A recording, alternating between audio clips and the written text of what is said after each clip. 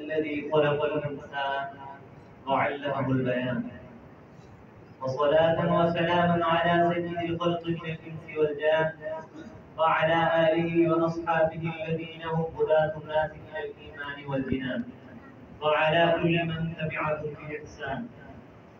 وبعد، يا رئيس الحفلة الميمونة وسادة العلم والهدى وأصحاب الفضل والتقى، أقدم إليكم بعد تحية الإسلام الخالدة بضع كلمات حول هذه الجامعة الطيبة أهلها.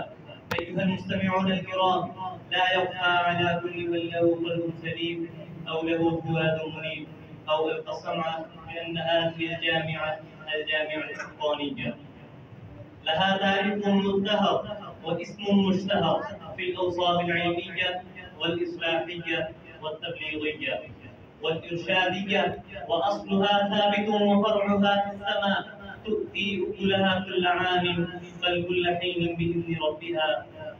وأنا من سوار طلابها علما وأتبع عشاقها حبا وشوقا، يأتيها شداد العلم والحفظ والإفتاء من كل فج عميق لينالوا من معين إصراف الحظ الوفير من العلم العظيم. والله أسأله أن ترتقي جامعتنا وما تزال تنير لنا دروب الرشد والعلم والعمل.